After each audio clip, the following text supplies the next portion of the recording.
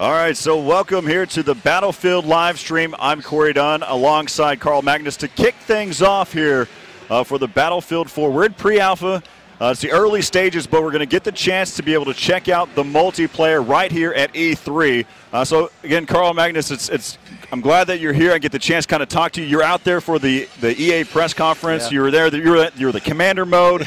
We'll get into detail about that. But tell a little bit for those that don't know. But I'm pretty sure a majority of those out there know.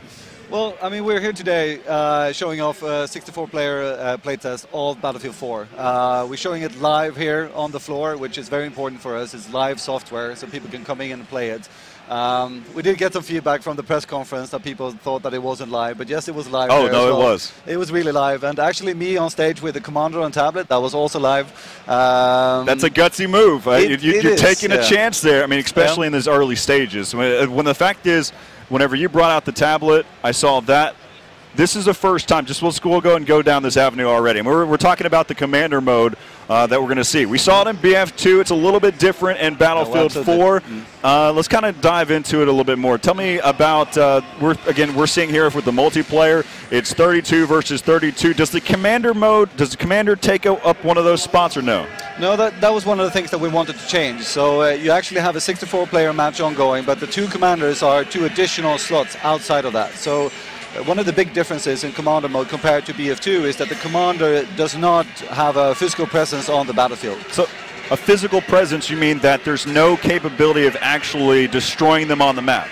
No, you cannot find him and knife in the back. It was one of the things that were very frustrating for the commanders in BF2. You have to run somewhere and hide in the grass or somebody, and then usually the Spec Ops guy come and find them and just knife them. So now what we want to do with Commander mode is to enhance the team play that we have, of course. So we want to get that eye in the sky kind of guy that can help turn the tide of the battle with both the information, the information warfare, what's going on, and then relay that to the squads that you have on the battlefield.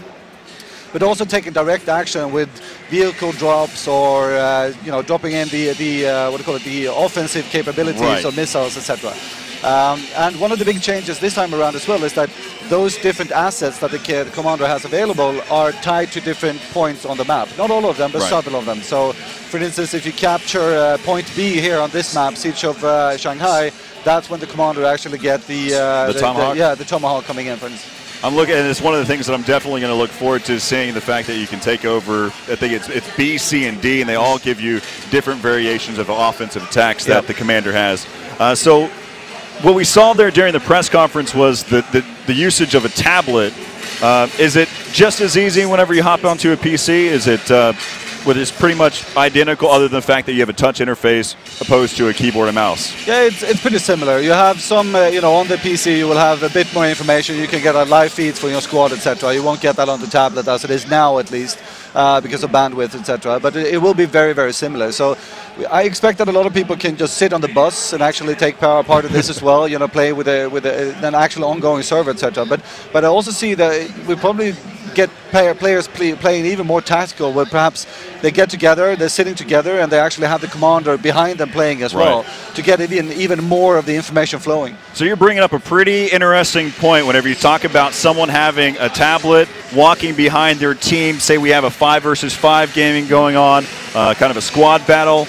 They sit there and pull out the tablet and walking back and forth as a coach role. If you don't know, I come from a esports or a competitive gaming scene, and that's one of the things that you brought that to my attention. My ears perked up, and I was ready to listen to some more. So some of the other things that the commander has to offer that we'll talk about throughout this week here at E3 is the fact that it has offensive attacks, also has your UAV scans, your ability to get intel, and then also to be able to get any drops that are happening there. So that's pretty much all the different things that you see from the commander mode. We'll definitely dive into deep with all the different elements. But something that's really great that I also noticed during the press conference was the Levolution and all the different things. I mean, so a lot of people at home already right now think that Levolution is that big skyscraper coming down. You're going to get the chance to see it again. Don't worry, it's going to happen time and time again. Probably going to be the first thing that happens. And we'll go into detail exactly what happens during that moment. But get into detail for me. What really is Levolution? Because there's a lot more to it than just a building falling down. Yeah, it is. I mean, Levolution to us, it's a concept. It's not one feature. It's a concept of what's going on, and the concept surrounds the dynamic battlefield, and destruction is part of that, definitely on all levels. You know, the micro destruction ranging up to the big destruction, and even up to the skyscraper. Yes, but Levolution is so much more. It's about the dynamic battlefield and how it changes. Anything from that you now can use elevators to that you can raise bollards out of the ground when you press a button to how you can just change what's going on. So there's a lot of things happening in the concept of Levolution, and we believe that some of these things are easier to communicate when you see it, like a skyscraper coming down. You'll see it. Some of it you probably have to play to get the feel for what's actually happening on the battlefield, but it's definitely something that surrounds everything in the multiplayer nowadays. I think it's one of the great things. I mean, you brought up to the attention is the bollards. For those of you who are not really formally get the fact of you got to pull out your dictionary to find out what bollard is. You'll get the chance to see it. They're actually, I took a picture of it here in LA. They're bollards that are blocking for E3, so they're blocking the streets. Yep. So I kind of got a Battlefield 4 taste whenever I was strolling through LA. But you'll see it. You'll get the chance to see in game. There's a red and a green side. The green side, it actually retracts back into the ground and allows any type of vehicles to be able to pass back through. The red side, no tanks can go through that. So we'll see that in the multiplayer throughout this week. And also some of the other great things, you'll see fire extinguishers giving a smoke screen temporarily. So these are all different types of elements that we'll see in Levolution. I'm looking forward to some great stuff. I mean, a lot of it has to do as well with player presence. So, for instance, when you're going into a building, if you run through the perhaps the metal detector there, it might go off. Ooh. So things like that can actually, you have to think when you move on the battlefield, because that alerts the presence, your presence, to the people surrounding it. You brought up a really, really good point that I think a lot of gamers kind of overlook at times. I mean, audio is so superior out there, and one of the things that I know you're right here with me, I got to give you some praise. You give your team some praise, especially with Frostbite 3 engine coming out here and making a pretty big presence with Battlefield 4. But the audio, the high fidelity of the audio is unreal in Battlefield 3. How does it come out in Battlefield 4? Is it even better? Well, I mean, we have that as an ongoing focus, and the audio team we have back home is probably the best in the world. At least I would say that. It came from me, I'll say it. And they are really spending a lot of time with attention to details for everything. Just, from how does it feel when you fire the gun, to the environments, to these kind of things, like how does it communicate through sound, indirectly, I would say, just by hearing what's going on the battlefield. And this is really, really important. So people should expect that the sound will take another leap forward now with Battlefield 4, of course. Those are just the great elements to look at. I mean, you're looking at all, how it looks visually, how does the audio sound. I mean, you're getting directional information coming from the game. So one of the last things that I kind of want to dive into, we saw the little video clips there on youtube.com/Battlefield. We saw the helicopter blade spinning for those 4 seconds. We had the chance to see the tank rolling, but then we saw some sea battles.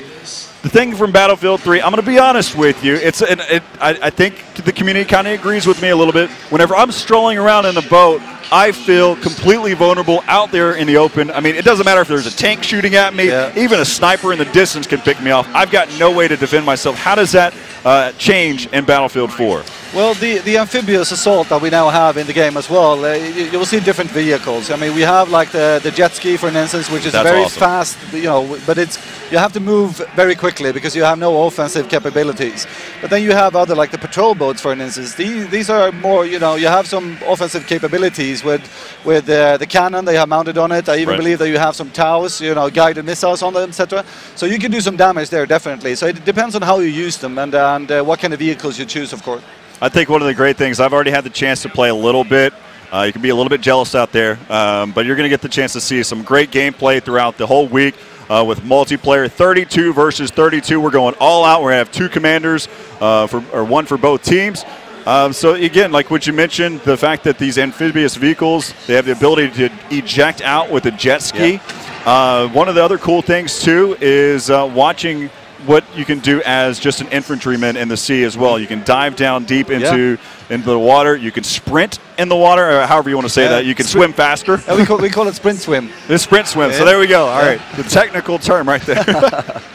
So I think that covers for a great bit of it. I mean, is there any other input that you want to bring out there? No, well, you just touch upon the infantry experience. We have done quite a bit there. You mentioned the swimming, the sprint swim as well, but we have some other things as well. Like we've changed the suppress system. You know, we got a lot of feedback on suppress. Detail now. Yeah, details. But for instance, so suppress is now something that is more focused on the support class with the LMGs, etc.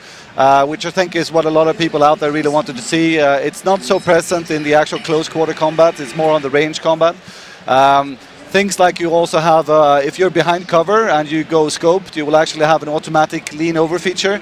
So if you're sitting in cover and you go in scope, then your character will go like whoop and look up. That's greatness. So yeah, and these things will, hopefully people will like them.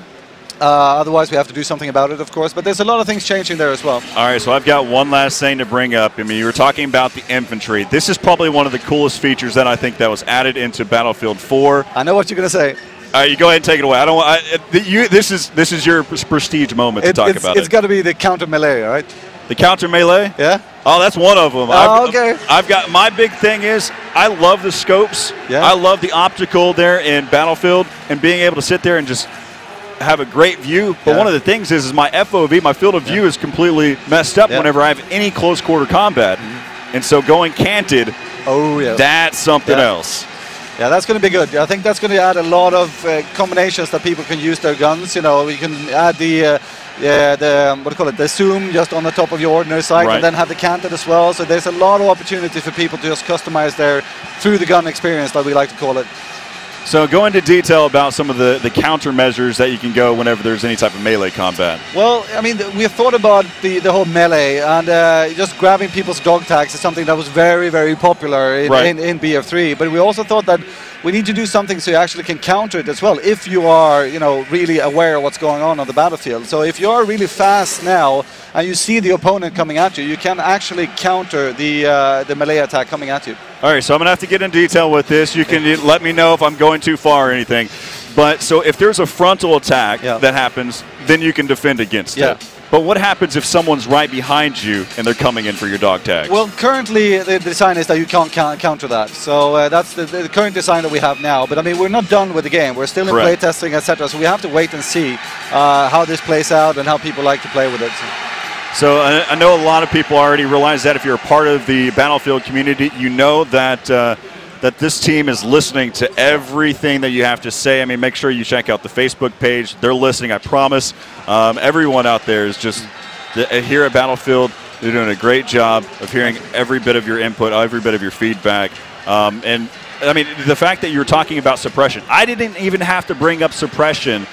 Carl Magnus brought that up for us. I mean, that right there just shows that you are listening to the community out there. Yeah, we try our best. I mean, the community now is so big, which we are extremely grateful for, and they are very dedicated as well. So some people say that we're not listening, but yes, we are listening, but we can't answer everything. So if people just keep talking, and please talk as creative and constructive as you can, because there can be a lot of noise out there as well, but we are listening as much as we can. It actually goes through what DICE is. We are a game developer, but we are extremely passionate about playing games ourselves. I mean, that's where Battlefield came from a long time ago by the founders of DICE, that they wanted to build a game that they wanted to play themselves. And it still is. I mean, I still play a lot of the games, and everyone that works in the studio plays a lot of the Battlefield games, even after the game has been released. And it's something we're very passionate about. All right, so I'm going to keep you around here a little bit longer because I just thought of one huge element that I don't know why I forgot it, but the spectating mode. Yeah. Let's kind of talk a little bit. We'll scratch the surface. I know it's all in pre-alpha version. I mean, we're still going through the process. But some of the elements that I've already seen, when we see the tabletop, the first-person view, the third-person view, and even the ability to go for free cam, what are some other things that we're going to be able to look forward to? I mean, of course, I mean, the crowd out there guessed it. The community guessed it. I mean, once you started to mention that there was going to be some online multiplayer shown, they immediately was realized, well, they have to be showing some type of spectator mode. Can you get into detail a little bit about it? Well, it's still early days for the spectator mode, but I mean, actually, this show, E3, is probably one of the first real big tests of it. So we're going to look for a lot of feedback, how people like it, don't like to use it, etc. Currently, we have our first implementation of it, but this is one of the first features that we, loud and clear heard from the community, especially the competitive community, that we need in the game if they're going to be able to use it and just broadcast what's going on in the game. So I think people should take a look at what we have now and give us feedback as much as possible. We're, of course, going to collect what we feel after this event as well, but hopefully people will like it. I appreciate it, Carl. I mean, it's been a pleasure talking with you. I mean, we heard the fact that you're talking about having the tablet walking behind your 5 players whenever they're in-game, communicating with them. We also heard about the spectator mode. I mean, you can tell that Battlefield is really trying to help and lean towards moving forward in the competitive scene. It is important for us, and I know some people in the community say they don't trust that we are going to deliver some kind of a competitive support, etc. But we are dedicated to this. We want to give the players the support to play this game competitively. I mean, that's for one of the reasons why we now have 5-man squads instead of 4. That is because we want to be able to allow the 5-man teams that are out there to play together as a squad. That's another change that we made specifically to help support competitive play. I appreciate it, Carl. It's been a pleasure speaking with you. Yep. And we'll look forward to seeing you throughout the event, just talking with you, kind of picking your brain on all the different things that are happening within the Battlefield scene. It's a pleasure having you on here. Of course, for those of you that are watching, make sure you share it out there, hashtag BF3, or hashtag BF4. Wow, there's a lot of great things out there. So make sure you share it out there, talk to everyone. Get this thing going out there. It was a pleasure, Carl. And we'll be back after the break with some multiplayer action. We'll get my good friend Alex Mendez to hop on here to shoutcast some games. We'll be back after the break. Thank you.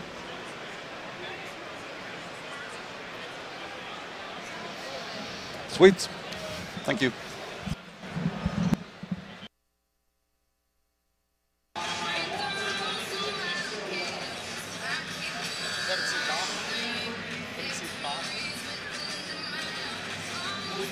How's it going, guys? Welcome to Battlefield 4 at E3 2013, and I am so excited for this one. My name is Alex Mendez, more commonly known as Golden Boy FTW. This fine gentleman right here, Corey Dunn, as you guys saw earlier.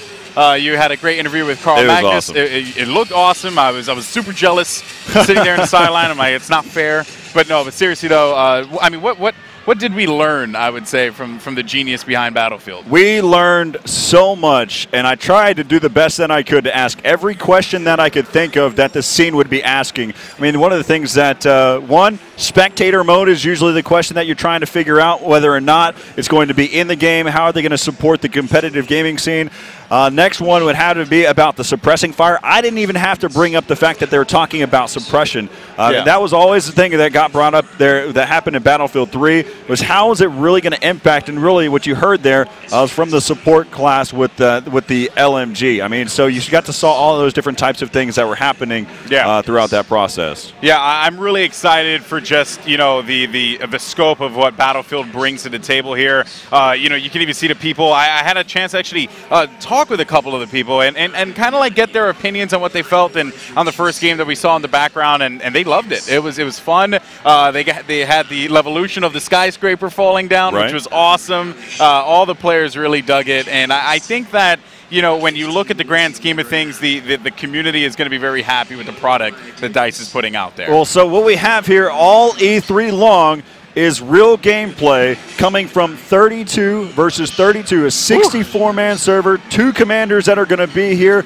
We're going to see a bunch of, this is raw, everything's raw here. None of these players have played the game before. That's right. We're going to be finding out exactly how to maneuver throughout the maps. We're probably going to see these guys come back time and time again. I had the chance to kind of play this game for a little bit. I loved it. I was only in the server by myself, and the map that we're going to get the chance to check out is going to be Siege on Shanghai. So we're going to go ahead and hop on here.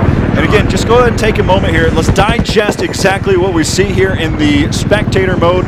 You can see that there's 4 different options that we can kind of scan through. You've got your tabletop view, which is your overview map. Kind of looks like commander mode. And also first-person view, which we're in right now. Third-person view, we can actually hop out of the helicopter and get that third-person view that you get whenever you're playing the game. And then also free cam as well. So again, we're getting all of these different types of elements. And you get the chance to see exactly what we have here. Again, we're looking at the map overall here on Siege of Shanghai. And it's a beautiful map. I think it brings a lot of dimension into the game whenever you're talking about having to navigate a heli through this map. Well, one of the awesome parts when we had a chance to speak with DICE a little while ago was they were very excited for the elements of land, sea, and air, right? And you're seeing it, you know, come out right here, right in front of your eyes. basically they're excited that this urban map, this urban environment implements, you know, sea-based vehicles. You know, also the helicopters we see right here that is pretty much just tearing things apart in my personal opinion. Alpha 4 and Alpha 11 are just doing work right now. But this is exactly what Battlefield is about. Only in Battlefield are you going to be able to get this kind of experience where you have just this mix of so many things going on at the same time, so many moving parts, yet it's just all awesome carnage, war at its finest. Now, what we are looking here, once again, helicopter shot. This pilot actually doing a pretty standout job maintaining position over at the D area. Now, let's actually break this down, Corey, because you know the territories actually have an impact on the commander mode. Why don't you tell us a little bit about that? Yeah, so we're just talking about some of the elements from commander mode is that you can take over B, C, and D, and right now, as you look at it, currently the U.S. have C and D. If you're holding down, we're again just talking about Seas of Shanghai. This does not necessarily mean that it goes across all of their maps. It gives them different types of perks, and those assets are actually directly correlating with each map. So for instance, and actually each position, whenever we're talking about some of these flag points. So for instance, the C flag point actually gives you the capability of having a gunship. The B point will allow you to sit there and have the Tomahawk, and I believe D may stand corrected, but it's a type of scan. I think it's an infantry scan. And as you can see right in front of you guys, the skyscraper is going to be coming down. Levolution at its finest. And now this is really going to affect gameplay, folks, because this is going to, I guess you can block the vision of the pilots. So you can actually see all this dust coming up. Right, you see all the debris that happens. Again, so one of the things that you're going to notice here, again, the C flag, the C point was up on top of the skyscraper. And after knocking out the 4 pillars, they're all pretty well identified. So for those of you that are kind of questioning what exactly it is, there's 4 pillars that are on the outside, kind of harbor side, that you can spot and you can take out pretty quickly there. And that's exactly what we saw there. You got knocked down the skyscraper, and then from that point, that actually shifted the C flag down towards the lower side. And right there, I mean, what we saw throughout the game, just some really great gameplay.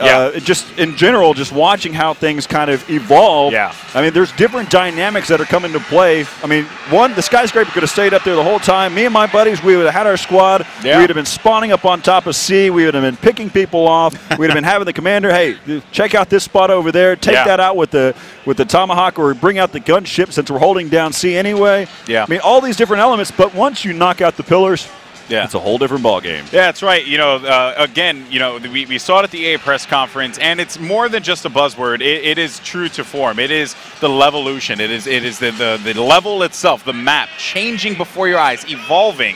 Just the form of combat that you have to engage. That is one of the interesting things, but it doesn't just affect the large scale stuff, right? Like we saw in the press conference, right, that there was a sequence where the players actually destroyed a pillar that allowed the floor to cave in, thus you know, pretty much giving them the advantage to take out a tank. Over there by the B flag over in metro area, I mean, you were watching right off the start. If you hadn't had the chance to be able to check out that EA press conference, make sure you head over to youtube.com/Battlefield.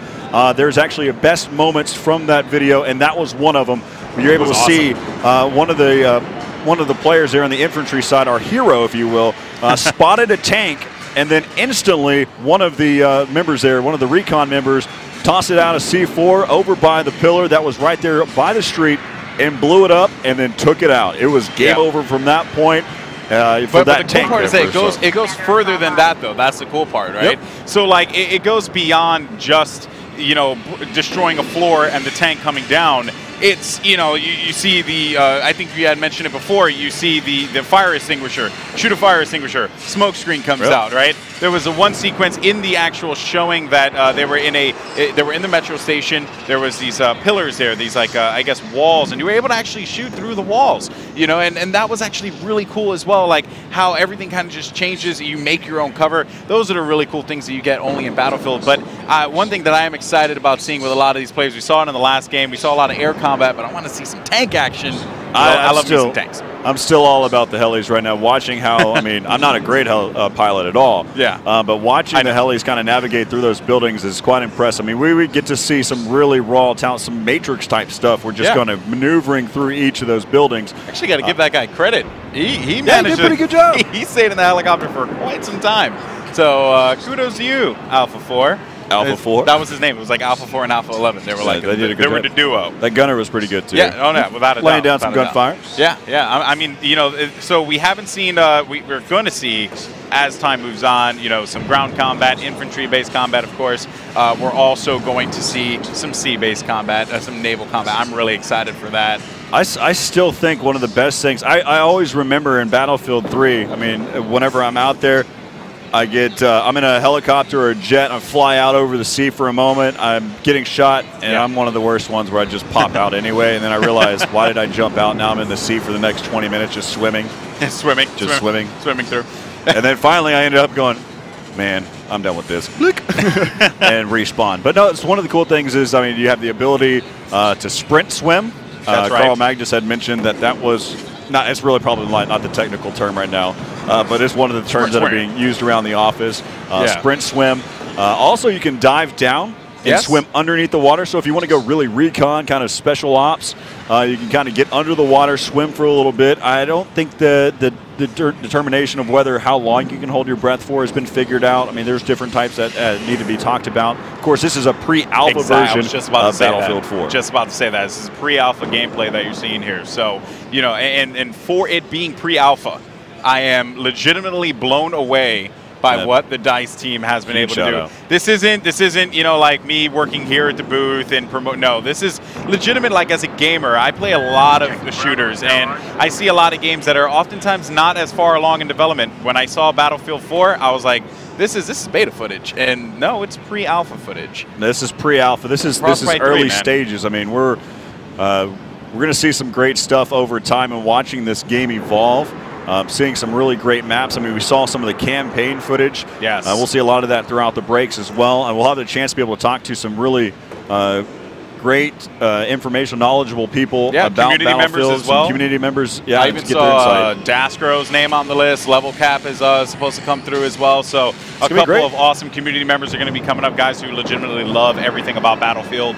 They're going to be out here talking about the game, as well as developers as well from DICE and, you know, EA folk, all that good stuff. That is why this is the place to be if you are, you know, just want to tune into some E3 action, right? There's a bunch of places you can watch, but you can't watch Battlefield anywhere else but right here on Battlefield.com. It's a really, really, really gutsy move that you can take to try to show off a game in this. I mean, it's pre-alpha, early stages, but it's happening right now. I mean, that's 32 versus 32. That's some impressive stuff.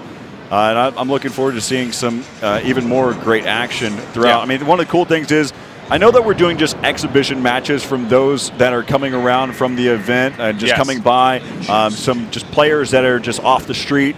But really, it's great. That means we're going to see a bunch of different elements. Of course, probably all day today, we're probably going to see the skyscraper fall. Yeah, everyone time and time again, because that was my first thing that I wanted to do. I wanted to see how it was done.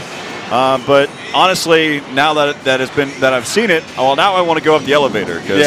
So one of the funny things is so Alex and I, we're over at the EA press conference watching some really great stuff with Frostbite 3 engine and what that has to offer. But we had mentioned, I was like, man, it'd be so cool if there was elevator music. Guess what? There is.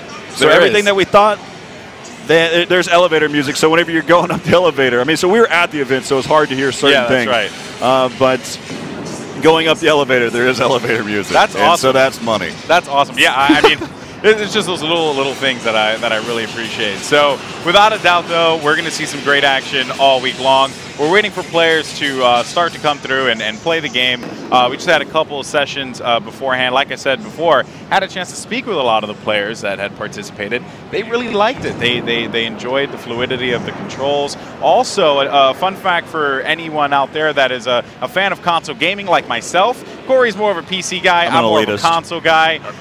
So that's why we're making a good combination.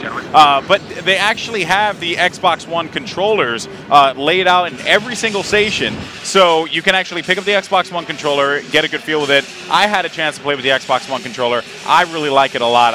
It feels natural, feels fantastic, and I think there's a lot of console fans out there that are going to be very happy about that. And another thing to point out as well is that the Battlefield 4 experience, that 64-player experience, that is also going to be on next-gen consoles. So a lot of people, I saw some people ask me that on Twitter, and I also saw people talk about it on Reddit. It is going to be on the Xbox One and PlayStation 4. Yep, 64-man servers running at 60 frames per second. It's going to be. That's a lot of frames. It's going to be great. It's getting the chance to be able to check that out. I think a lot of people, though, the PC elitists out there, one of the great things that they do too. I mean, you have to realize though. I mean, they use a controller of some sort too whenever they're flying those helicopters. I mean, you're going from the mouse and keyboard, and right whenever you hop into the helicopter, you switch over to the Xbox controller, the Xbox One controller. I find it easier to fly. For those of you out there in the Battlefield community that can fly a helicopter with mouse and keyboard, kudos to you, because I flip helicopters. Baked. Yeah, you flipped helicopters? Yeah, I flip helicopters. That's not good. That's I think it's like initial off the start. It's like the great thing is the people don't have to wait that long for a new helicopter respawn, because I just hop in and it's game over from that point. Yeah. And also, just so you guys know, we are showing Siege today. The Siege in Shanghai. Siege of Shanghai. That is the map that we are showing today. I know that some people were asking, are there going to be other maps? Not right now. This is pre-alpha. It's a pre-alpha. So we're showing this Sink first your map. teeth in. And also, this map is freaking awesome. Okay, I'm not even kidding. Like, it's the map design, in case you guys hadn't seen it, I think we saw some glimpses of it. It is a symmetrical map, right? B is obviously right in the middle. There are two bridges that lead into B. You got C. Excuse me, C. I apologize. There's 5 points on Conquest. 5 points. And the cool part is that we actually talked about it before, was the commander mode and how the commander mode actually impacts things. So here's the cool part, right? If you spawn in the beginning of the game, you get your respective territories A and E, but you don't get any benefits for your commander. You only get benefits for B, C, and D. And I really, really like that. I like that little touch. Keeps things going, keeps the action flowing. Yeah, so we're just taking a moment right now. Again, there's 64 stations right behind me, and there's 2 command points that you have the chance to be able to, and the commander stations are insane. They are. You got to be able to go out there and check out on the web, probably facebook.com/Battlefield, and be able to check out these commander stations. They're insane. I want it in my home. Oh, and the fact is, I mean, we're on 64 players. I mean, this is nuts, having a 32 versus 32. Right. But let's go ahead and take a quick break. Coming up, we're going to have some more multiplayer gameplay of Battlefield 4. We're in the pre-alpha stages, but we'll be back after the break.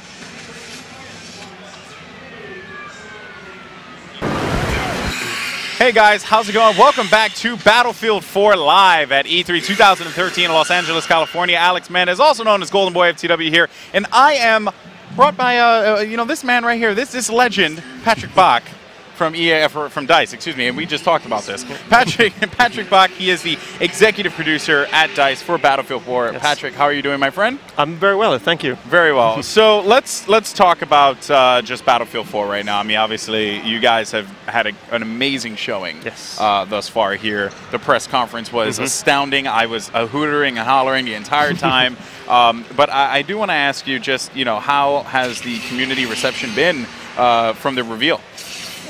In general, it's been amazing.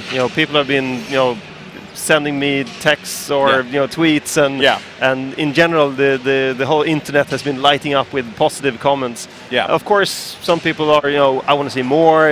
When can I get my hands on it, etc., etc. But in general, we are extremely happy with the response. It's everything we hoped for.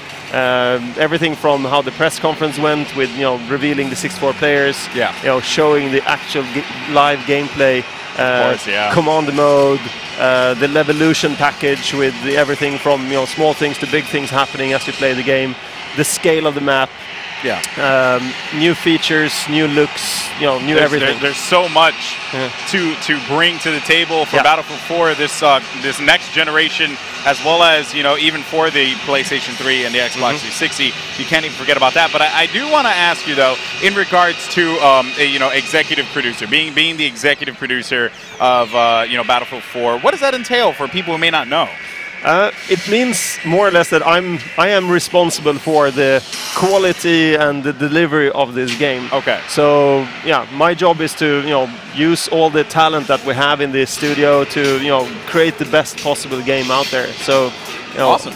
It's a brilliant job. I love it. I don't disagree. So we are looking here at gameplay right now, and I believe the cool part that I'm loving here. You had mentioned it before, the Levolution. Yeah. Right. That has been a big point of interest for a lot of players. What does that mean to the audience? And for people who are just tuning in, what is Levolution?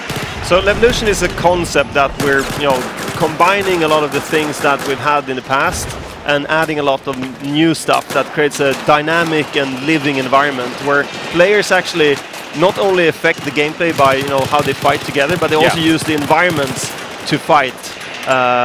We can see examples of big things and small things where people when they take down the big skyscraper, that's of course a very big moment. Yeah. But you see the bollards, for instance, that you can use to prevent tanks from crossing bridges. Where the tank driver then needs to get out of the tank to deactivate those. Yeah. So you create a lot of drama by having these features. You can see small things. They have fire extinguishers that you can take out and they explode and create a smoke screen, which is awesome. We have like metal detectors down in some of the stores in the Galleria, and they're also down in the subway, where if you pass them, you can actually hear that someone is in the area. Yeah. So there's everything from really small things to really big things that actually spices things up and create a dynamic and very living environment. Yeah, and as we see right here, once again, hopping back to some chopper gameplay, we saw some tank action as well. But Alpha 2 here is just tearing it apart right now. Really good chopper pilots. Yeah, and I'm actually quite surprised too, because these are just people who are coming from the convention floor. Yeah. They're not, doing anything. They're not like, well, some of them are diehard Battlefield fans, without a doubt. But I think the cool part is just Joes that are playing the game and having a blast. So I do want to ask you a little bit about the various forms of combat. He's going for C now. This is interesting. He will try to tear them down. This is really cool. So he's trying to take them down from the top from the here. chopper. They thought they were safe because they're at the top of the building. But you're never not safe so much. So and that brings me back to the thing I want to talk about, which is the various forms of combat. Yeah. Infantry base, vehicle base, as well as the air, naval, all that stuff. I mean, only in Battlefield can you get that kind of experience. Yes. But how difficult is it to, I guess you could say, balance that out in a sense, and when presenting it to people out there and saying, hey, listen, you can do all these amazing things. What are the initial reactions of people who may never played Battlefield before? I think that's the great thing about Battlefield, that you can play it in so many different ways. So it doesn't really matter who you are as a player. You can always find your role on the battlefield. Either you're just playing as a supportive person where you help your team to win, or you can be a very offensive person to go hardcore lone wolf, full infantry action. But you can also be a dedicated chopper pilot like this guy, who's apparently he's never giving up. Apparently, never give up, never surrender. We have very dedicated tank drivers. We have dedicated, we're adding a lot of boats to the game now, ships and boats. So people will get very good at that as well. And then on top of that, we're adding commander mode, which means that you have a strategic layer on top of the whole game, where people can actually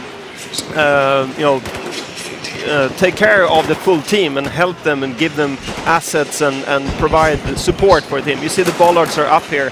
They cut back. So just looking at how we toggle between players, we can see that all of them are playing the game in a slightly different way, which is exactly what the game is designed to be. Yeah, I mean, as you cycle through the players, you saw there was tank action, there was some helicopter pilots, there was a lot of infantry, which is what I like to do. I like to get down on the ground pound, and rush the objective, push the objective. That's what I'm all about.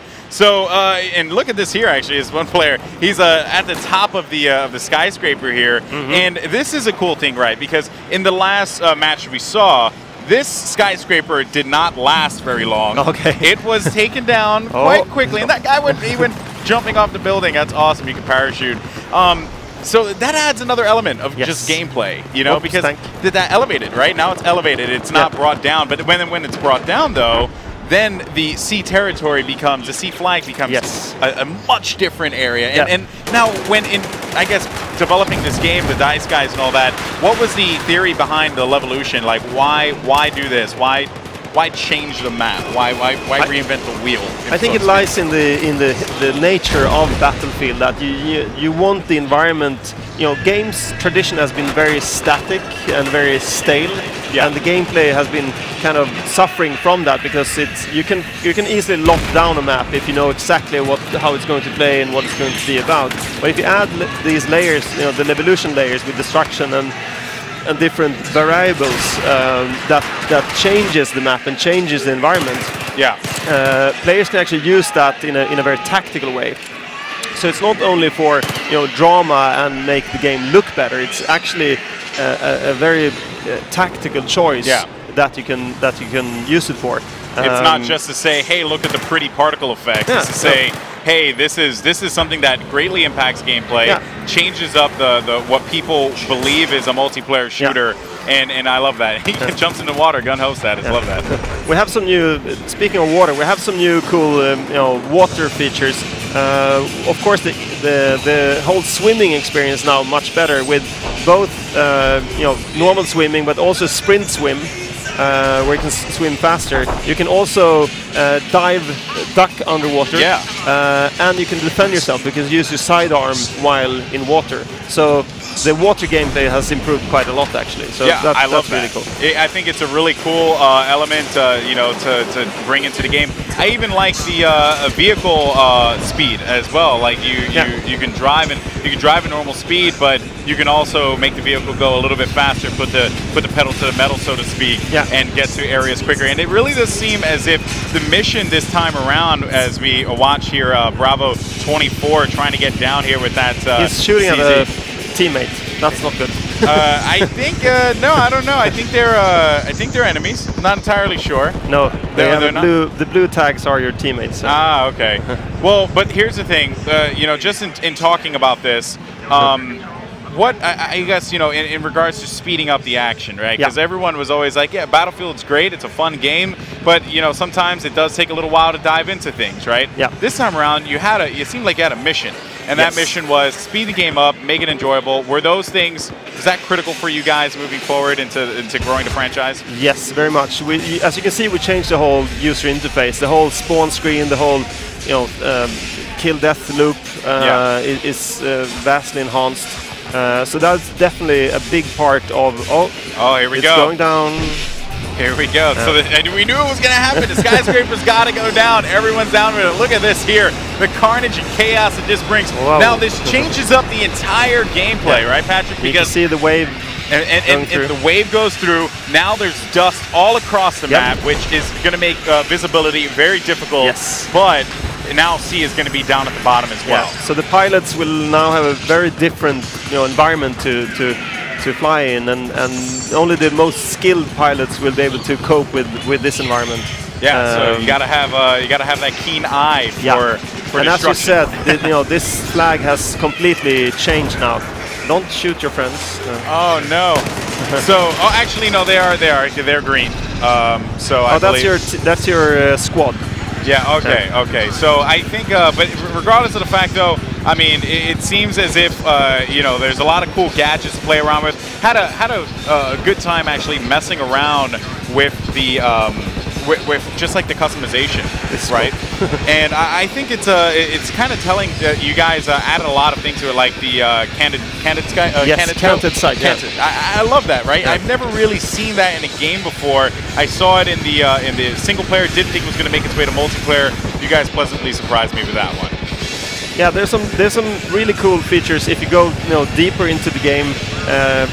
Again, looking at the customization, there's a lot of things going on there with, you you can now select different knives. For instance, you can add more attachments to your guns, like canted scopes. You can have flip-up optics, for instance, which is really cool. We have the whole Chinese army, which adds a lot of variation to both the guns and the gadgets, and of course the vehicles. You can see some really cool Chinese vehicles in here. There's so many things. There's so many new things in the game that you will notice after playing the game for some time. We know that people, when they play Battlefield, they spend a lot of hours in it. So you don't want the game to be too shallow. You want to have this depth that you can figure out as you go along. Yeah, and when I'm looking at the action and all that stuff that's going on, you can see how dramatically different things have been have changed because of the Levolution mechanic that is in the game.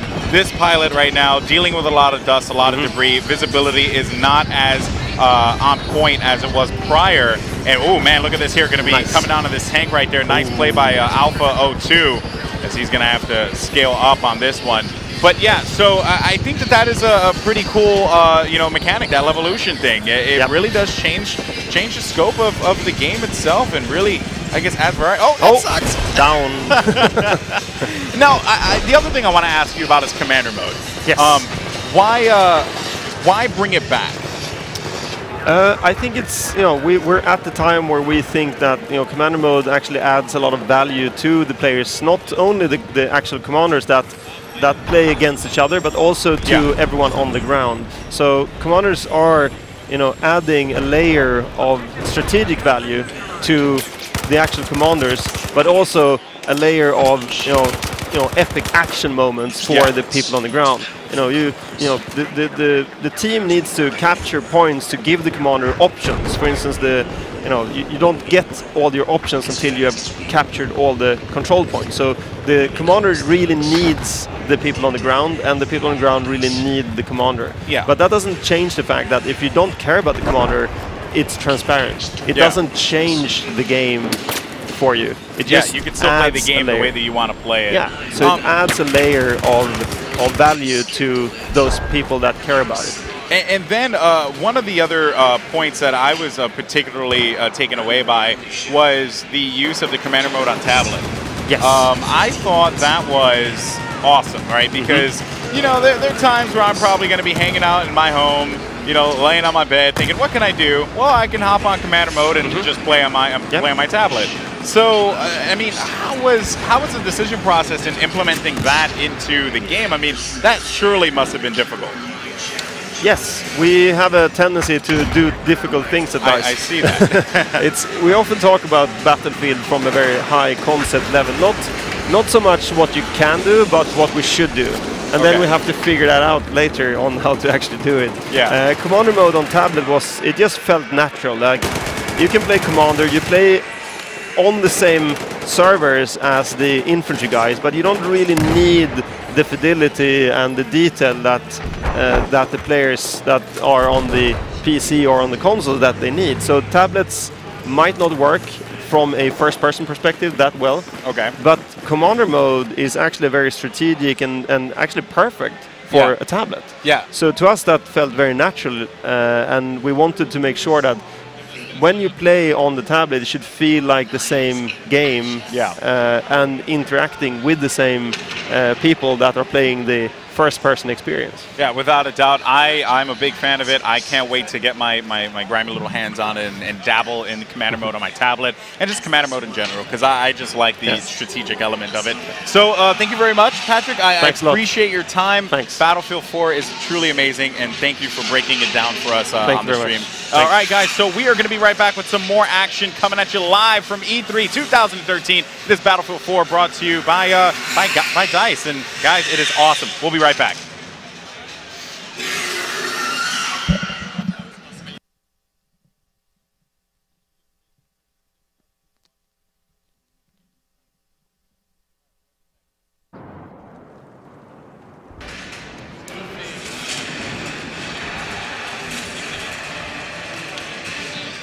Welcome back to Battlefield 4 at E3 2013.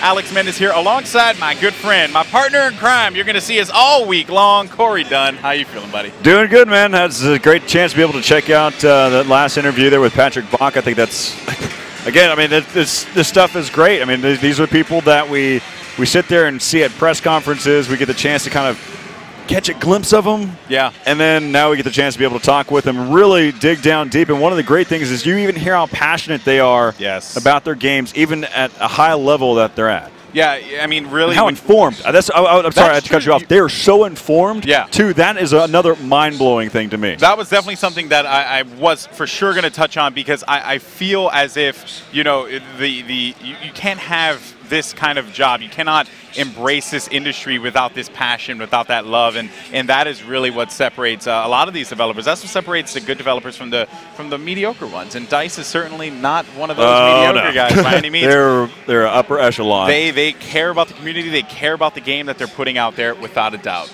Yeah, so one of the things, of course, you may realize right now, we're just waiting for the stations to populate behind us, get all 64 players over here. Luckily, I just realized, too, so I posted a picture out there on Twitter, of course, hashtag BF4 with the commander stations and how sick they are, but also something to look out for. I mean, this is news to us right off the bat. I mean, we're going to have some really high tier people that are coming by. We're going to get some thoughts and perspectives from people that I didn't even expect. We're going to have Exhibit come by, and I'll let you take care of that one. You can have fun with that. I was a huge fan of Pit My Ride, and if I get a chance to talk with Exhibit, I just say, listen, man, the fish tank. I just got to know about it. You know, things like that. I get you, man. I hear you. Yeah, so we're going to have Exhibit in a little bit. So actually, no. So, all right. So I spoke a little too soon. Okay. We got a little excited, but the fact is, really, we're going to be able to show off something with Exhibit. There's going to be an interview that's been already pre-produced that we can sit there and take a look at and get his insight of really what's out there. I mean, again, we're out here in LA. We're going to have the chance to be able to talk to some great celebrities, and might as well take advantage of it and get their perspective of what's out here. So, I mean, there's a lot of great things out here. Of course, I mean, yeah, if we had the chance, man, we would have dug down deep into the mind of Exhibit. That would have been awesome. That would have been but I believe Lisa out there, she's the one that will be doing a bunch of the interviews on the floor, getting the reactions from the fans and the people. That's great. And that is really what it's all about here at E3. The people that come here, that love games, that have a passion, a true desire for it. And, you know, this is probably one of the only stations, if not the only station, in the entire conference that has something of this scale. 64 players, 32 on 32. Ridiculousness. In one game. In one game. It's in one server. And then you can't forget about the commanders. Not like a bunch of stations that are all just kind of playing amongst themselves. Yeah.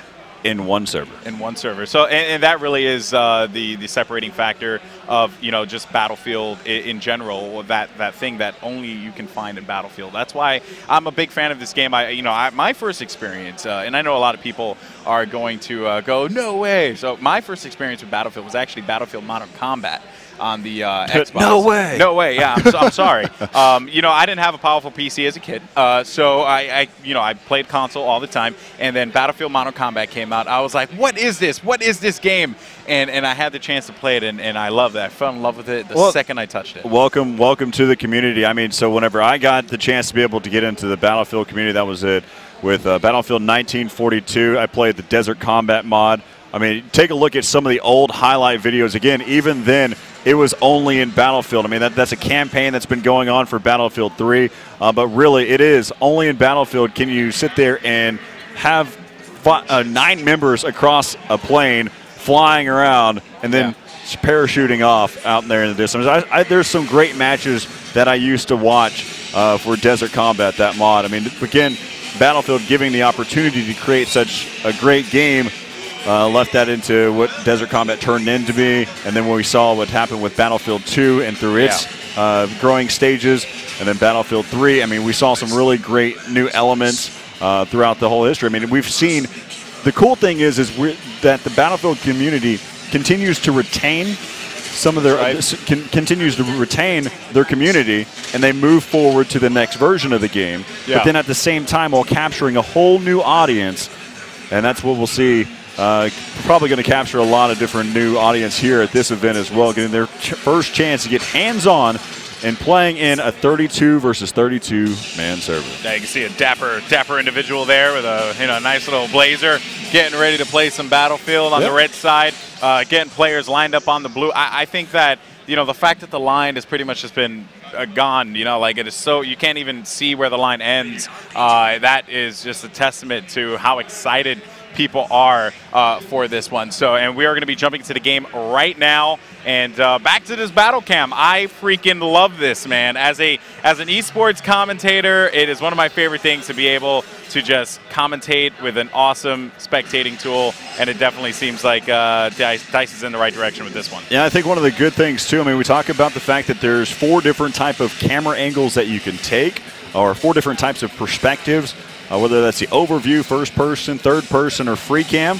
But at the same token, you can also switch the hot switch to different camera angles, so you can get different perspectives. I mean, we had the chance in the last game to be able to see that skyscraper fall from that free cam look, and it was such a beautiful angle. Good job to the camera guy back in the production side. Yeah, that was actually a really cool perspective. So basically what we're seeing right now is the U.S. squad going to be pushing up here right in the middle. Now, this is the part that I'm really interested in.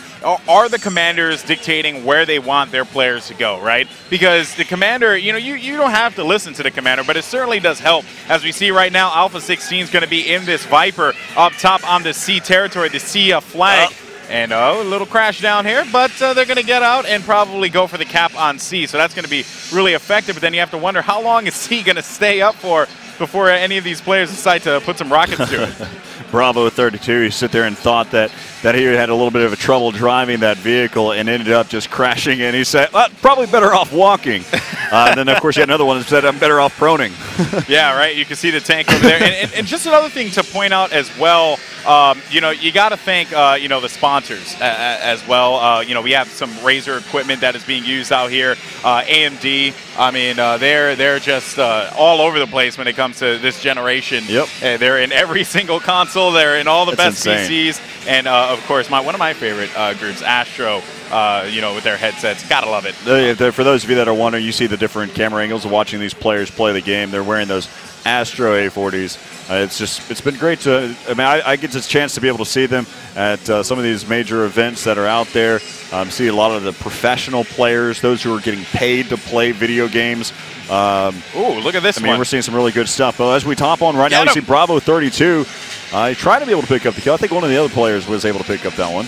Yeah, it was still a good rush, though. A good flank, finds one right in front of him, and he is able to connect with that one. I believe he takes him out on that play. So now he's going to go for this long-range action here, fighting for the C territory, obviously the middle area, a very highly contested spot. Of course, this is the building that can collapse down and change the complete dynamic of the map. But look at this guy, Bravo 32, man. Accuracy for days. This guy's he's a boss. Finding 2 guys in front of him, he's going to go for the shot. He ends up getting taken out.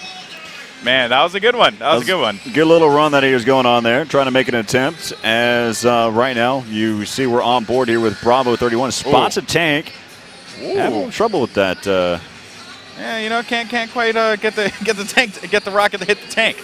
It's all right though. But in looking now, you can see the Bravo squad is going to be inside, letting the Alpha guys kind of just push around here and make them think, yeah, they're going to be safe. Yeah, definitely. We are going to get this D territory is what they're saying, the D flag. And they're trying to hold this down. You can see the bridge now on the other side. There's some really key components to think about, too. I mean, whenever you're trying to take over these points, I mean, you've got B, who has the Tomahawk to help out for the commander, giving that offensive abilities to the commander. I mean, C gives you the gunship that you can look out for as well. But right now, you can see right there, you can see that tank is struggling to be able to get by. Why is that? What is he having trouble with on that bridge? Yeah, can't really get an angle on it, but you could see, though, that this skyscraper is it's going down in a bad spot here. It could end up getting taken down. That would make C drop all the way down to the ground floor and minimize visibility. And also, you had mentioned before about that bridge, the bollards. Those are basically things that allow the other team to stop anyone from making their way, advancing their way across the bridge. Love that aspect of it. You know, just some great balance. Check out this one of the new amphibious vehicles where you see. I mean, look how the casing there. I mean, it's a lot more effective now. I believe you can see the jet ski on the back. So whenever you exit out of this vehicle, you actually exit out utilizing the jet ski. So you're not just a sitting duck. So that's a huge advantage. And who doesn't like riding on a jet ski? Oh, man. I had a field day. I tried to tell you earlier that I was riding a motorcycle because how far inland I got with that jet ski. Man. So let's see here. Skyscraper now is going to be the flag that we're looking at, the C flag. And it seems like Alpha Squad is going to have some control inside. That's a gutsy move there. It is. But he is going to have positioning inside, finding a couple players. It's going to be one up top, too. Finding one in front. He's able to take out Bravo 07, so that's going to be a stop for them, as it seems like they're going to be turning this flag in the favor of the U.S. squad. There's a great fight right now going on. Yeah, without a doubt here. And so long as they can maintain this position, they're going to be able to win it. Only going to be one player advancing his way up here. Actually, another one on the roof as well, Corey. So you're actually seeing that the Bravo guys not letting back. They are going to be continuing to push forward. I just don't know if it's smart for them to push over one by one. They should definitely rally together. Yeah, he finally was taken out there. Now again, we're over here on the seeing what happens on this Bravo side for the Bravo team. Yeah, and 01 is actually going to dip around the side here. We can see the overhead view as the C is being contested. A lot of Chinese soldiers are going to be blue soldiers. So insane. It really is cool. So this is the tabletop view that you're looking at here. And as you can see, that blue is going to be taking over this territory on C. So they're going to win this one eventually, but it is still going to be a very close matchup between these two teams. All right, so you can see right now they're trying to battle over here in the arcade area. Right now you've got Alpha OA who spotted one. Ooh. And that was an aggressive approach, but I guess he's thinking, hey, I'm an assault medic, a combat medic. I might as well just go and hop on down. Of course, he's got full packs there to be able to heal himself, picking up some points there as well. Again, they're working on those ticks. Chinese right now struggling, 598, U.S. side 732. Right now the U.S. are looks like they're trying to pick up D right now. Yeah, you can see a lot of pressure here coming from the bridge. Alpha 07 on your screen here, finding one guy in front of him, a 7 counterpart, as he is going to be able to close this one out. No, he gets picked off. So that is quite surprising as we jump on board with Alpha 20, who's going to be riding in this truck at this point in time. He's going to be advancing his way over to D, trying to get this control. But I don't know what the benefit is of him driving this one in. Probably should keep his vehicle a little farther back and go support the efforts on the ground there. Yeah, he's just rocking by. Of course, he's just trying to get through here. Trying to figure out how all-terrain this vehicle really is. Yes. And I don't know if it's all-terrain through this type of landscape. 90-degree angles are not its friend. Yeah, so again, here's another type of perspective. You get that third-person view. Again, one of the things that I love is all the other types of information that we're getting from it so far. You can see that he's got 2 kills so far. He's died twice in this game. I've been playing pretty well. He's got picks up a lot of points there. Finally, of course, he realizes that he has to utilize the road to get around. Yeah, the road, a revolutionary concept. Mind-blowing. Mind-blowing, yeah. But, yeah, so look at this here. 20 is actually going to have some support inside, and they are going to have that gunner on there. So this is certainly going to be looking pretty good for them as they make their way into D, and they might be able to get this control here. So I'm liking this from the Alpha team. Nope, back on retreat. There we go. No. Yeah, sometimes you just got to watch out for nature. Nature is not your friend when it comes to vehicles. But, all right, so looking here, Bravo side, jumping over to the Bravo team as they maintain their control of the E side now. All right, so right now you can see that they're they're actually finally working together. You've got 4 members who are going to start heading over here. He spots one long range. Oh, he's going to get taken down as well. We'll kind of cycle around and find some players that are in the action. As right now we're back over here with Bravo 2. Bravo 2 holding back. He's kind of out of the picture, but his squad is spawning right behind him as well, taking complete advantage. One of the things, though, I know there's a question out there. One of the things that for Battlefield 3, you only had 4 members in your squad, and of course you had that fifth wheel, if you have, was kind of hanging out. Oh no! Kidding. I saw that one happening. I was like, why would you go in the street, bro? Stay alive. Please believe in yourself. He gets picked off, though. That's going to be another player. And look at this here. Bravo. Hey, don't do it. Don't fall off the edge so I can get my points, bro. Yeah, right. Don't commit suicide. I got you. Well, I like this here. So they are going to be controlling the. Is that sports on TV? I think so.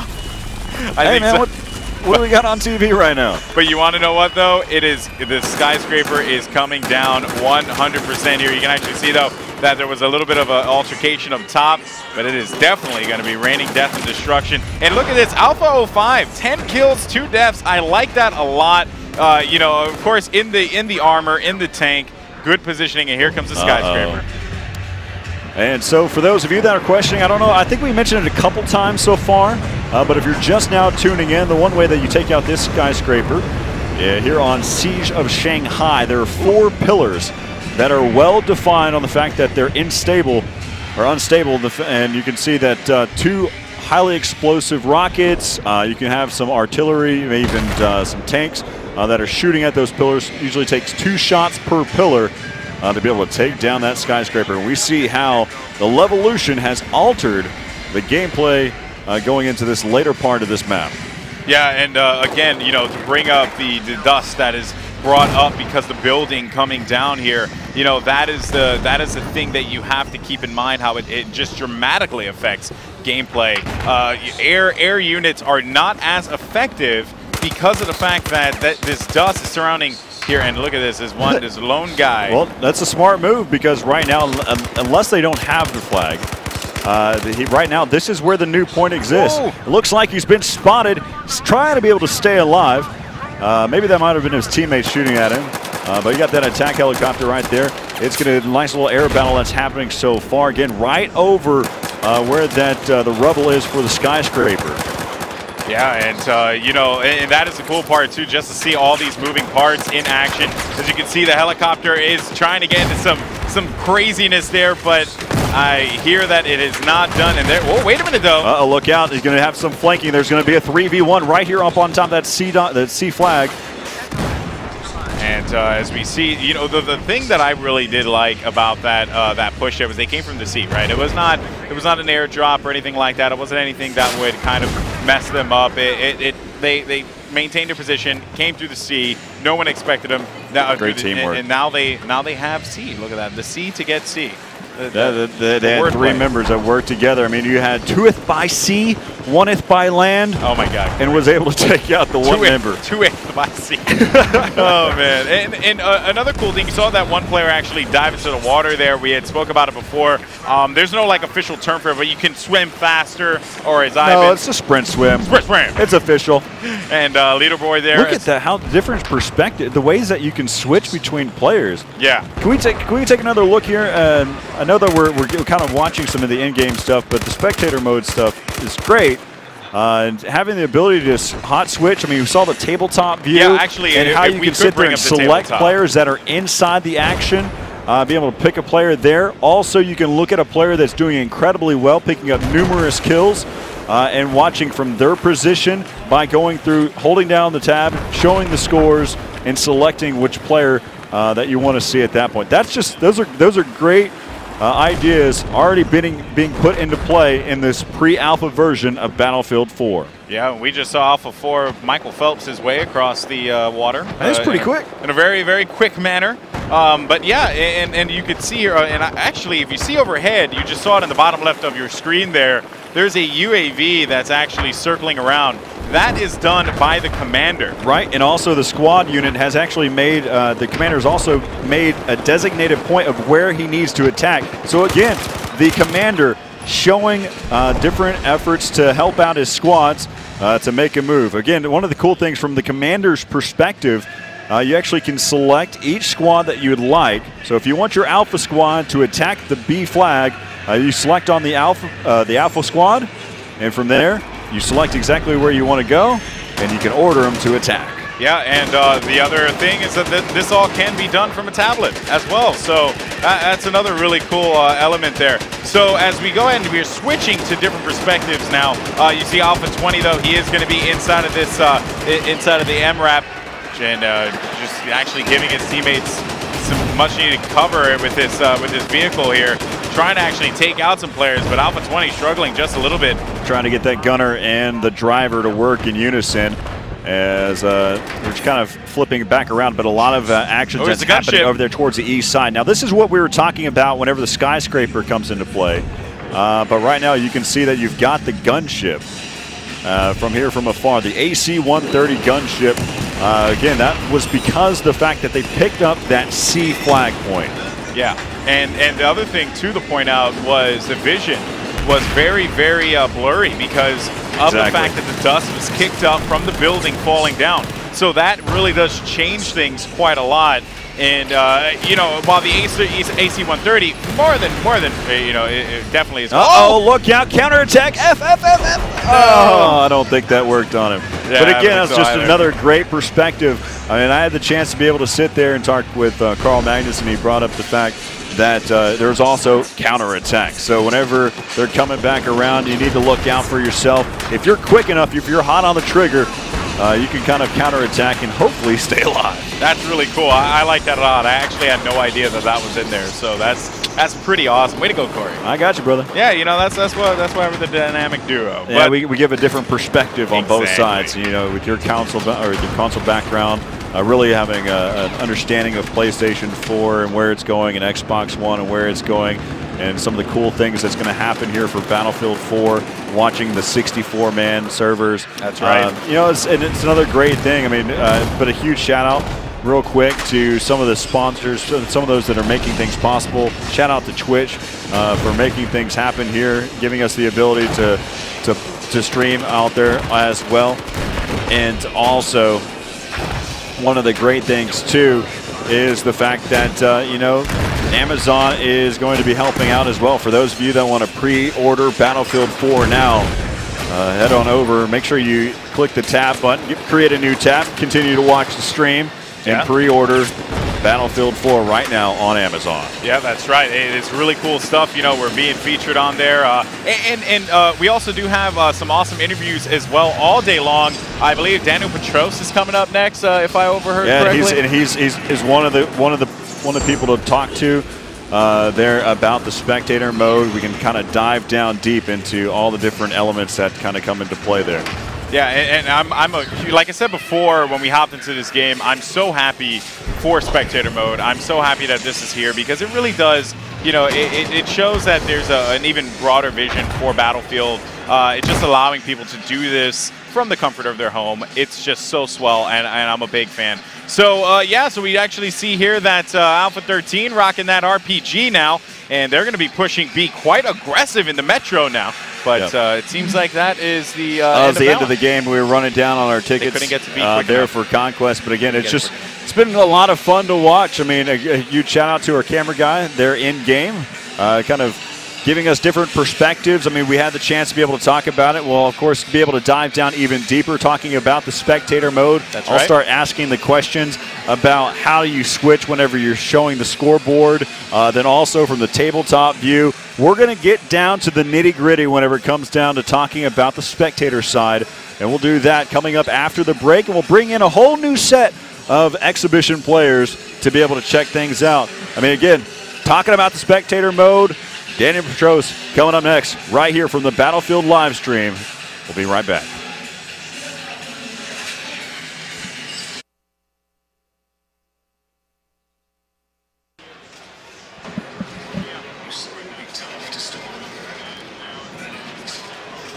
They can see us.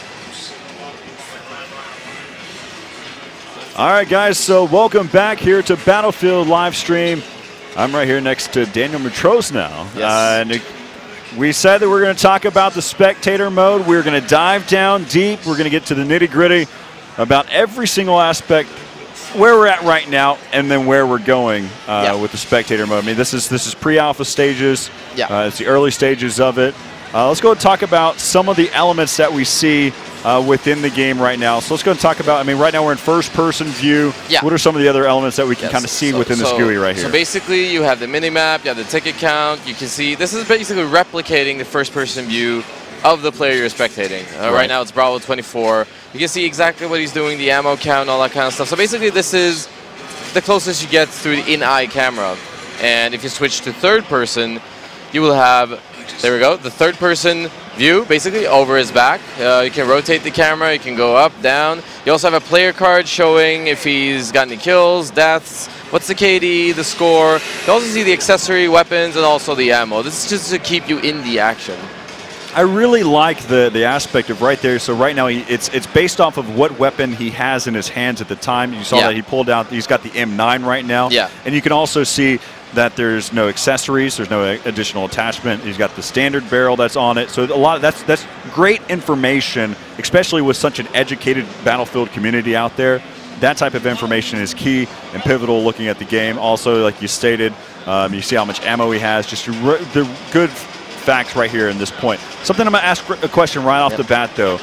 How is the Q and E? So I see those are going to be your previous and your next. Yeah. But how is that? Is that based off of the geography, how close they are to someone else? Is it based off of how they are on the scoreboard? It's based off how they're structured in the scoreboard, basically. Okay. Yeah. So that was third person. And the scoreboard, right, we have it right here. If you click one player's name on the scoreboard, that will take you to the first person view. That's a quick way of spectating someone. That's a beautiful thing. So you have different ways of joining in. When we first designed this, let me stop right there and just say, we as in we the team. The team who has been making this is an absolutely amazing team. They're fun to work with. They're super professional, and look at what they've done. They've done an incredible job. And also to our game team over here, we blew it away yesterday at the press conference. I mean, absolutely amazing. So all the love to the team. And every bit of that was live. Yes. There was nothing that was, there was no video rendering. There was no, they weren't just standing up there, just hanging out. There were 64 players out there. Yeah. The fact that they had Carl Magnus out there on a tablet in this early stages of Battlefield 4. That was phenomenal for me. Let's continue talking a little bit more about this. So again, like you had mentioned, the first-person view, you've got your mini-map. This is basically copy-pasted from what you see in the first-person view of an actual gamer. And then third-person view is, of course, third-person. The free cam view, this is my favorite, though. You have 5 different free cams. Right. And with these 5 different free cams, if you spectate with one free cam, like we're doing right now, floating around and then switch to another one, you will have another free cam view. If you switch to another one, you'll have another one. And you can alter the speed of the free cam. You can place it anywhere, and you can always go back to the same spot, and it's pinned down. So basically, you can create some cinematic shots out of that. So my first question then, with that being said, again, this is a great, thanks for the camera guy, giving us the perspective of where those positions are at. They're using the tabletop. If we go back to the free cam for a moment, while we kind of talk about this, my next question that I have to ask is, whenever you're in free cam mode and you're using one of the presets, so we're in preset 1, and you're moving about the map. So right now we're on preset 2. If we move forward and get inside of the skyscraper,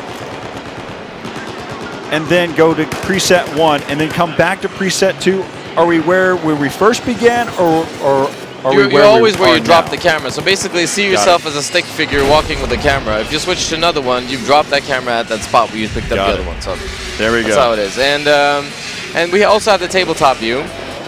The tabletop view is basically, that's your orientation map for being a spectator. You have the picture-in-picture. You have, if I press, you see the green helicopter over there. See the green That's helicopter. pressed, and you can see all his squad mates. If I press another squad, I can see the other squad mates. Getting the chance to actually see those rockets come out and actually see the shots being fired. That's something else. You can see where all the infantry is at, where all the vehicles are at. This is your orientation map. So you can also see your place cams everywhere.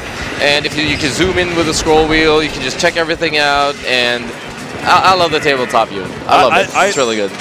So one of the things that whenever I watch any other games, one of the coolest things that we always talk about is having the ability to see the overview and click what player we want to see right then and there. I think what's great is that as well. If you click a player, you will go into the first-person view. If you click a vehicle that's being taken by a player, you get into first-person view. So that alpha member right there was just selected. And when we designed this, I mean, we took a look at spectator modes all over, all across the years, and we looked at esports spectators. And for major esport events, major esport games, it's cool to have a good spectator.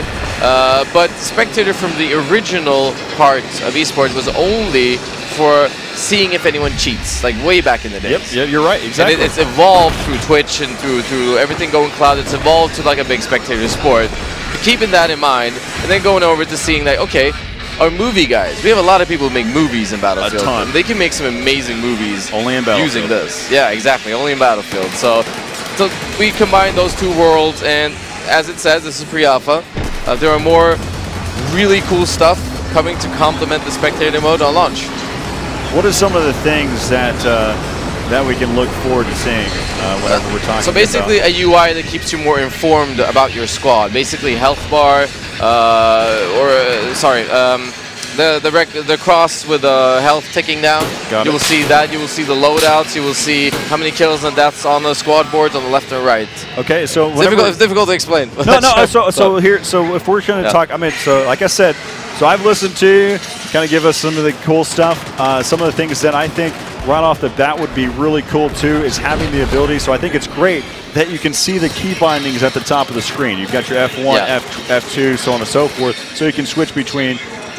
It'd also be, and this is me talking directly at you, it'd also be really cool as if you can hide that. You will be able to hide that. So you will see. These are the great because things. movie makers don't want to have the whole interface in, and leagues who run their own things and streams, people don't want to have that on. They might want to have their own stuff. So yeah, that's going to be removable. So it's going to be removable. Or toggleable. I guess a toggle. Yeah, there's going to be a better way of saying it there. And also, I guess for those movie makers out there, would they also be able to toggle on and off? Yeah, everything. You can have a complete clean screen as well. Basically having amazing. Nothing on. That is phenomenal. I mean, there's a great deal of movie makers. For those that this is your first time to actually even see Battlefield. You haven't actually had the chance to play any of the Battlefield games. The community out there, they produce some high quality videos out there, and if you give them the opportunity with something like that, being able to give them a clean slate. Yeah. And from any perspective that they like, that's phenomenal. Yeah, we've got some really good stuff coming up. So you know, and all the love to the team who created this. They've done an amazing job. The game team as well as the spectator team. I'm so proud to get to work with them. Every day I go to work, I look forward to working with them. They're absolutely amazing. So some of the things, let's talk about. We see that we got the player information. When we're talking a little bit more competitive side, sometimes you want to be more informed about the other players that are within the team. So, yeah. So are we going to get the chance to be able to see other player health bars from a first-person view? Yes. So it's difficult to explain because I can't have an overview of it. But the whole idea is that you will be able to spectate from up to 64 player servers. So wow.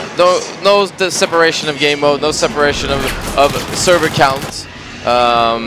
Anywhere, anytime, on the PC, and you will be able to see really cool stuff. You'll be able to see the health bars of everyone on the server if you're a spectator. So there's a lot of cool stuff coming out.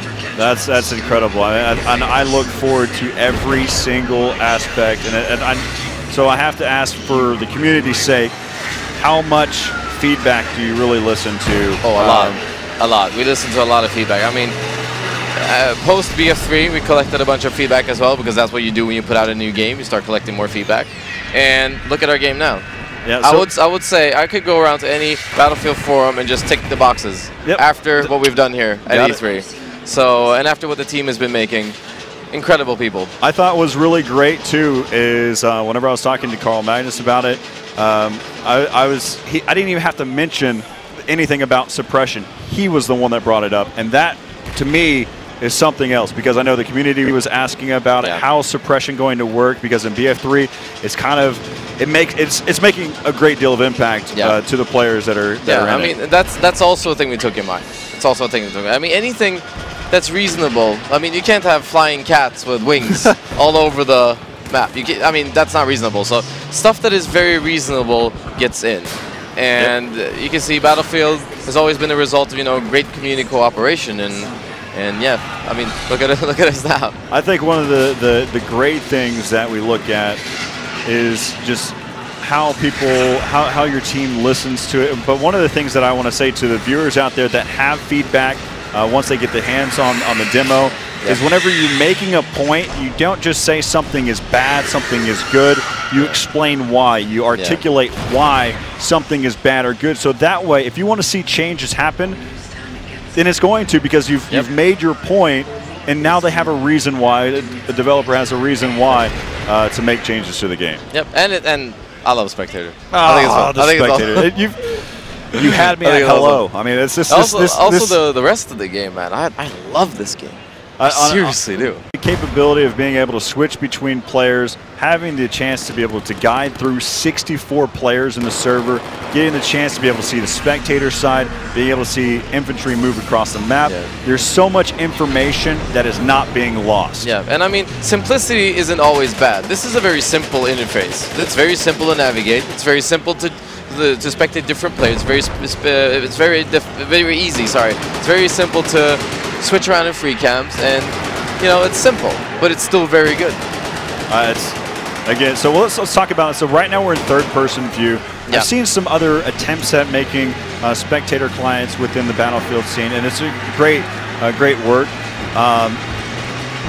Do you have the ability to zoom out from the tank? Can you change your perspective by depth? That is something we're looking at. Definitely. That's definitely something we're looking at. We've done an amazing job right now, and we're going to keep iterating on it. This is now getting over very nitpicky, and we have so much time to be able to see until this release comes out for Battlefield 4. So the other question that I have to ask, though, so I already know that the PC side's covered. Is this going to be implemented for the PlayStation 4 side or not? We'll see. There you go. Those are the types of answers I would want. And regarding community feedback, send us your feedback. Yes. I love to read feedback. Our community managers would like to see the feedback. If it's reasonable, mix it into the game. We can't bring everyone coffee and cake all the time. Exactly. But when we do it at a press conference, and it is glorious. So on launch, go out there, make some movies. There you go. I mean, again, it's about getting your voice heard. Exactly. So I mean, just some of the other things. Is there anything else that we really need to look at? Some of the features that we may see in the future for the spectator mode? I think this is good for now. All right. I'm trying to dive through. I mean, there's so many things that have already been covered. The fact is, I mean, with the tabletop view, if we can go ahead and switch over to, we'll kind of run down through everything. So as we look at the tabletop view, of course, this game is wrapping up right now. You have the ability to see every bit of the action. You can see all the infantry. You can see all the vehicles. You can actually see your own camera, so you know where they're positioned at. Yeah. So to sum it up, the tabletop is your orientation screen where you are neutral. You don't belong to a specific faction. You're completely neutral. You can see everything. You can click on basically everything and join through first person if it's occupied by a player. And first person is first person, replicated. Third person has a good player card. We can track the stats. You can track the loadout. You can track, ammo count and all that kind of stuff. And then free cam, which is the most cinematic feature of Spectator. It's going to be some great things to look forward to. You're going to see some amazing movies. There's going to be a lot of moments only in Battlefield. We're going to see it. Daniel, I appreciate it. Thanks for coming on here. Thank you very much. We'll definitely get the chance to be able to speak to you later on more here at E3. Special thanks for everyone. Of course, we're also being streamed on Amazon as well. While you're there, might as well go ahead and pre-order for Battlefield 4. We'll be back right after break. Thanks a lot, Daniel. Thanks for watching. We'll see you in a bit. It's good. Thank you. It's really good.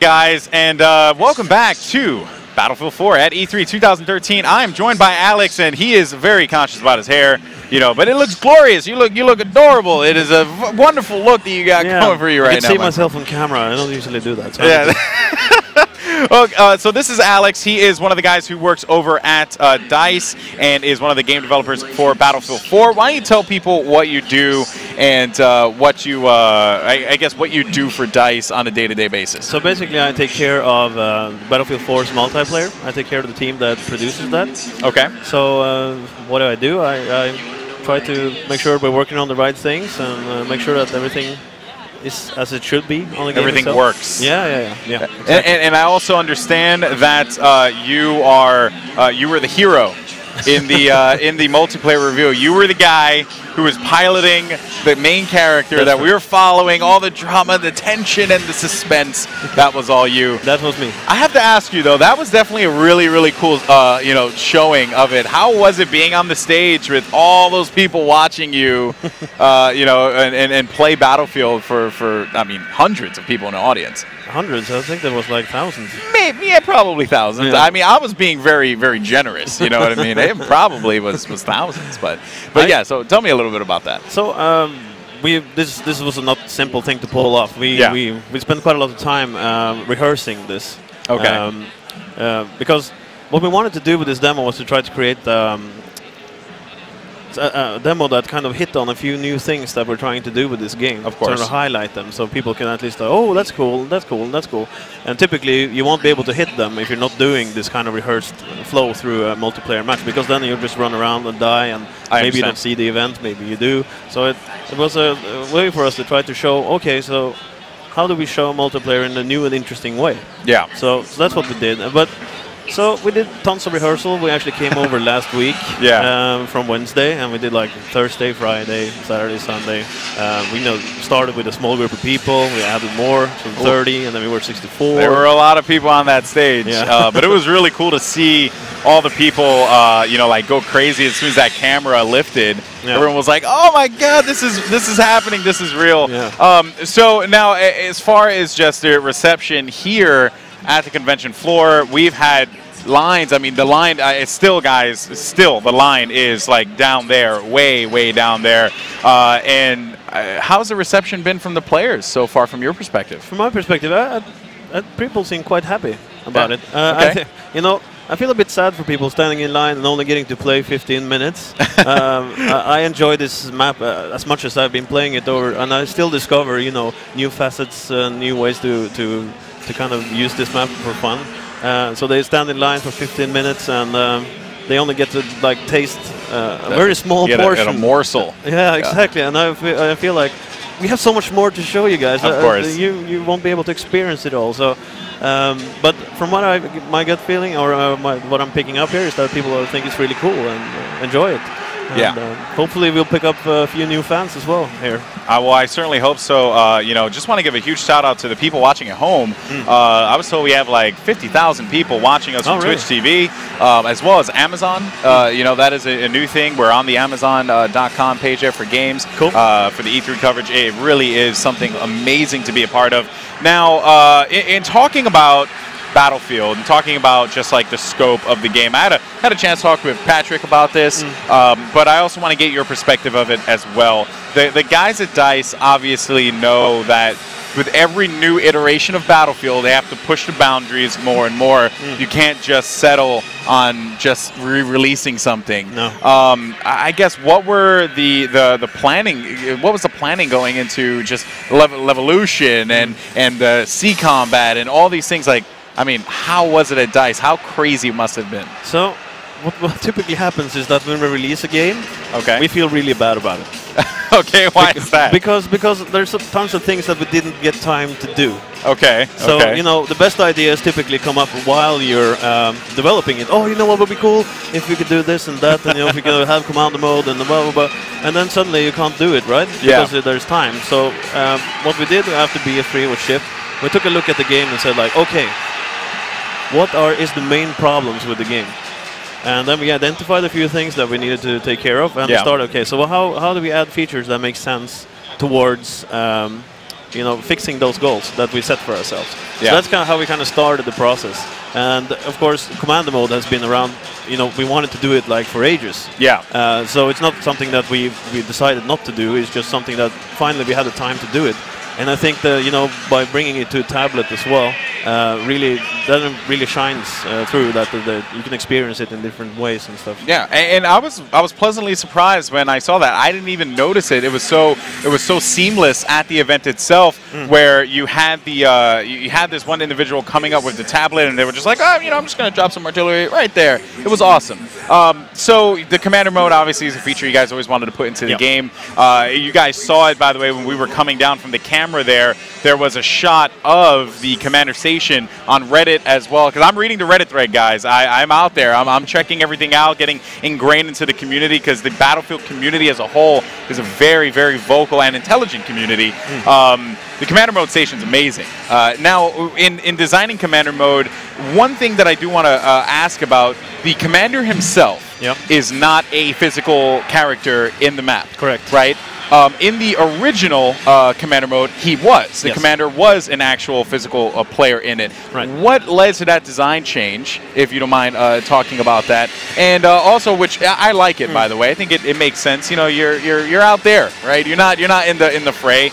And also just, I guess, how commander mode itself is really going to impact the players who we see are gearing up right now. So I think that we wanted commander mode to be like something that you spend your whole time doing. Okay. And if you spend your whole time doing it, there's no sense of why you should be in the world itself. Okay. Also, we open another space for another player to be in that map. That is true. Instead of taking up one of the 64-player slots.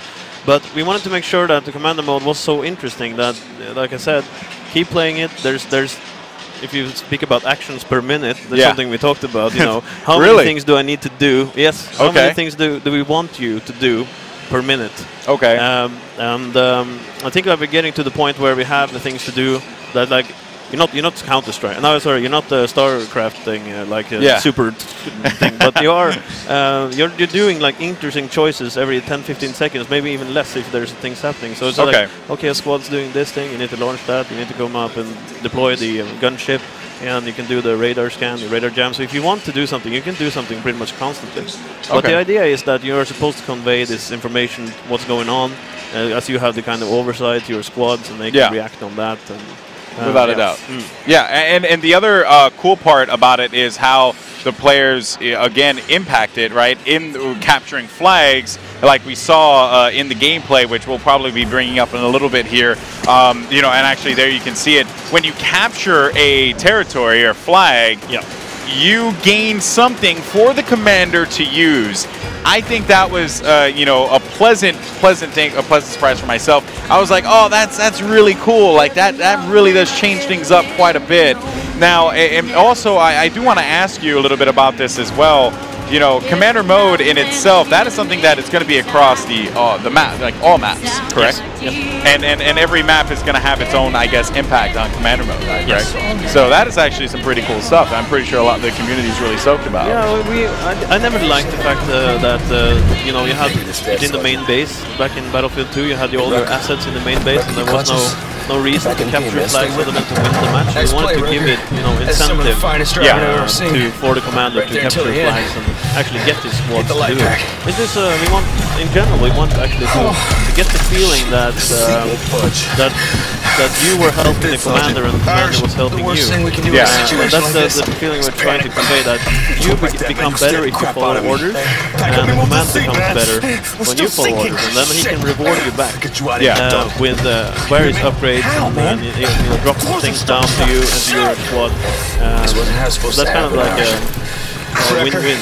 Or win-win situation. Yeah, exactly, for both parts. Yeah, and that's really cool, you know, that relationship that is created between the players on the ground and the commander, especially if it's an organized group, too, because that's something that Battlefield really prides itself on. When you get in there with a big group of friends and you organize, you know, your game session, having a commander, a designated commander, could really change things up a bit, if I don't say so myself. Yeah. So really excited about all that stuff. Now, another thing that I want to ask you in regards to just what you do, you know, you did say that you were involved in just like all facets of the development of Battlefield 4. What's your favorite thing? What is the thing that you look at it and you're like, I love this. This is awesome. Oh, that's easy. That's when I get to playtest the game. When you get the playtest. Yeah, when we get the good playtest running. Yeah. That's the best. That's what my favorite part of the day. So when you can see when all things come together, you can see the progress we made, and you just get to play. You know, I'm a big Battlefield player. I've been playing Battlefield since the first game, and by stroke of luck, I suppose, I got to work on them myself. But you know, 1942 was a big moment for me. And I still enjoy these games. I play it quite a lot. Probably that's not as much as you guys on, you know, that's watching the feed right now. But I think I clocked like 150 hours. But you played quite a bit Battlefield. Yeah, a little bit. Yeah, a little bit. I wish I could do more, actually. Well, you know what? You create the experiences for everyone to enjoy. Yeah. I know that the community is eternally grateful to what you guys have done. And really, this has been an awesome showing for Battlefield 4. It's like you know, and like you had mentioned before, how DICE is always just pushing themselves further. You can see it. You can see it with Battlefield 4 that you guys are really just, you're not resting on your laurels. Like, and don't get me wrong, there are plenty of other things that I know fans out there are going to be like, oh, they should have done this, but when you really think about it, you guys put so much into this game, and there's still more to put into it. Yes. You know, there's still more work to be done because we're only showing pre-alpha today, right? Of course, that's crazy. There's tons more stuff that isn't in this build, of course, that will keep revealing over time. And there's tons of stuff that we didn't get to do. Even now, I realized there's like, okay, then we have to remove some stuff that I wanted to do. But you know, that goes straight onto the idea shelf for next game, for the next one, right? And that is the cool part. You guys are always thinking of what's next, what's to come. So as we look here, we see some of the action going down now. When you guys get together for your playtest sessions, how do you guys organize your attack here? Do you guys always go to destroy the skyscraper? Do you try and defend it so that this way you can get the upper ground? What is the idea here for an attacking squad? What do you guys think? I think that the key here is to hold the skyscraper. And the reason I'm saying that is because that you can paradrop into pretty much any base you want from there. So if you get infantry up into the top of the skyscraper, they can pretty much access the whole map, which is a huge tactical advantage in this map. Now, the other thing I'm curious about, how do you go about defending the skyscraper, right? The bottom portion of it. I know it's a big thing is, you know, keeping armor out, not pushing around it, but what do you guys do? So first of all, I think you need to control the bay.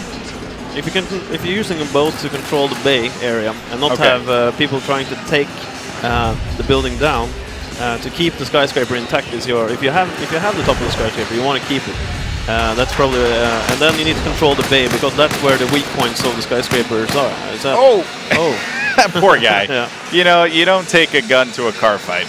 I mean, really, so you do want to control the bay. Also, when you secure C, you also get the gunship, which, if you know your commander is paying attention, you can deploy, and that could cause a lot of problems. Now, can the gunship attack land vehicles as well? Yes. Is it that effective? Yes. The gunship is mainly a ground attack vehicle, so to basically have access to these cannons that you can shoot down on the ground, quite powerful cannons that you use. The thing is that if you take the skyscraper down, there's another incentive to take it down if you're on the other team. Oh no, they left him. Because then you get all this dust that covers the map. Yeah, we did talk about that. Yeah, it makes it a little bit difficult for the gunners in a gunship to actually hit something on the ground. Then you're more required for people to spot things, and you need more intel basically in order to use that gunship really well. So I would say the tactic B is like capture the skyscraper and keep it. And also, don't destroy your helicopters. Also, don't destroy your helicopters. You really, really do need your helicopters. So we are looking here, Bravo 30, one of the 64 players that are playing in this play session right now. And you can see the Bravo Commander up top, Commander Mode, the feature that has been brought back from Battlefield in the past, and has received a lot of praise from the community. From what I understand, a lot of people are like, I just want to play it. I just want to mess around with that. It certainly is a very cool feature. So when you look at what the commander could do, how, if you don't mind me asking, how do you guys go about choosing who is the commander? Is that something that is being done right now? Like think like, okay, how are we going to implement this in matchmaking and servers, or is it like teammates vote their play, their So we will have a system that I think people will find fair. We just won't go into any specifics right now as we're kind of working our way through. But a fair system is in place. Fair system is in place. Yeah. So I think that you will find it satisfactory in the way that we manage it. It's in the in the spirit of the previous system. Obviously, there's a lot of new things that have been revealed, and there is a lot of stuff that, as time moves on, is going to be announced and shown. So, hopefully a lot of people out there are pleased with that, because, and I think that they will be. I think that they trust your judgment, your guys' judgment, in bringing a fair and just system for Commander mode. I know that I'm excited. I want to be a Commander like all the time when I play this game. I actually don't. Don't get me wrong. I'm pretty good on the ground, but I just want to shoot some artillery at people. That's what I'm all about. Yeah. So now the other thing too is, have you guys just in the process of just talking about the scope of Battlefield 4, what is the one thing that you look at this game and you're thinking to yourself when you see it implemented, when you see it work, or when you put it in there and it started to work, you were just like, that's gonna be the hook right there. What is that hook that you think that is going to attract so many players to play to Battlefield 4? So I guess I must only speak for myself. I can't really. So what's your hook? What's exactly. your hook? Let's base this on me. I think what you're seeing right now on the screen with the whole Evolution event that happened, and the fact that we're kind of dynamically changing the environment of the map over time, forcing you to kind of adapt to the situations. It's one of the things that I feel is most impactful and interesting to me as a player. Okay. It's kind of what I always wanted the Battlefield to be more like this, and once we finally got in this transition into a different environment.